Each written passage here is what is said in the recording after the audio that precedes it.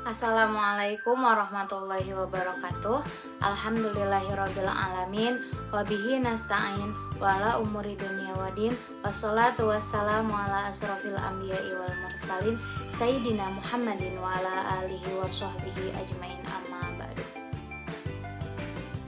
Pada kesempatan kali ini saya akan membahas tentang human being menurut Islamic worldview. Human being atau manusia dikatakan dalam Al-Quran salah satunya dengan lafaz al-insan yang artinya sering lupa.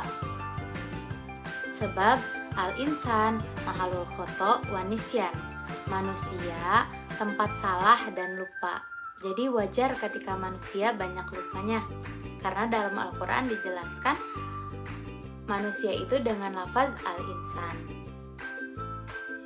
Puncak kecerdasan manusia itu terletak pada apabila manusia tersebut dapat menciptakan sebuah karya tentang keilmuan yang dapat bermanfaat bagi manusia lainnya. Allah menjelaskan manusia itu memiliki beberapa gelar. Salah satunya adalah gelar ulil albab, yaitu penuh keberkahan.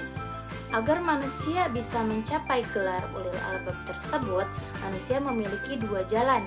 Yang pertama dengan tadabbur, yang kedua dengan tafakkur.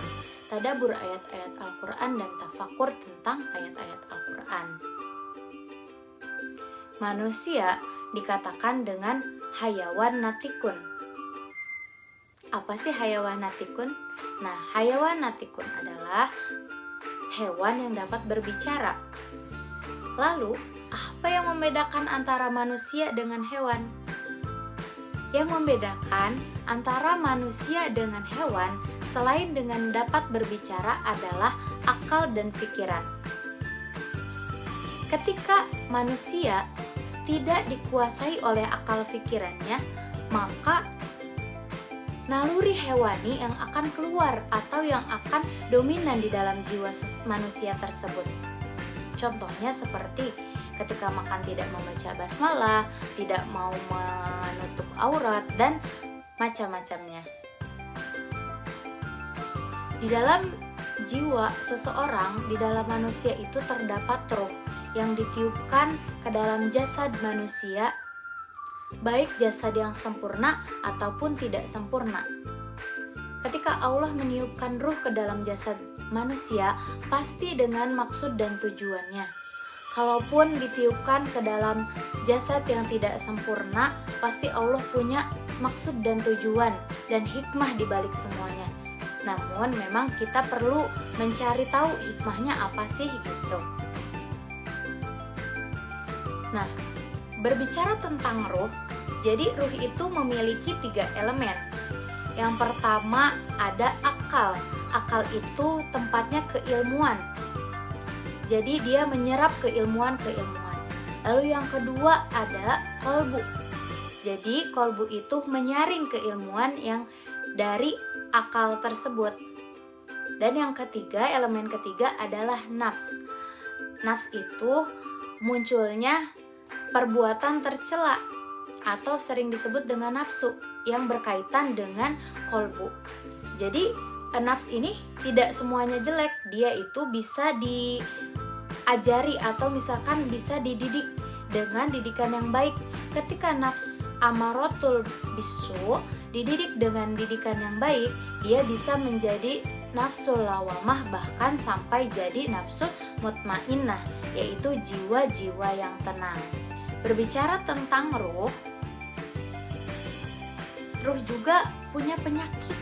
Nah, salah satu di antara penyakit ruh itu ada syirik, ada kufur, ada fasik, dan terakhir adalah maksiat.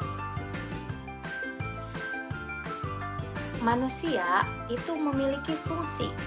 Nah, fungsi manusia di muka bumi ini itu ada 3. Yang pertama, untuk beribadah kepada Allah, baik beribadah secara ritual seperti sholat ataupun secara sosial kepada manusia lain, yaitu hablum minan nas dan hablum minallah serta hablum minal alam.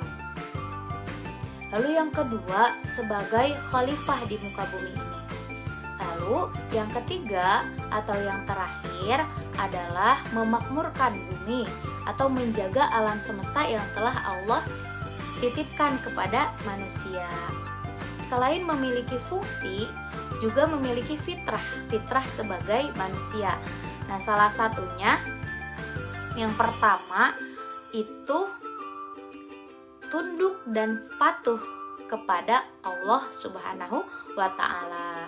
Lalu yang kedua, berislam sebagaimana orang sebelum kita. Lalu yang ketiga adalah memiliki jenis kelamin. Yang keempat adalah memiliki fisik. Dan yang kelima adalah memiliki potensi dasar. Mungkin itu saja yang dapat saya sampaikan tentang human being menurut Islamic worldview. Kurang lebihnya saya mohon maaf. Wabillahi taufiq wal hidayah, waridho wal inayah. Wassalamualaikum warahmatullahi wabarakatuh.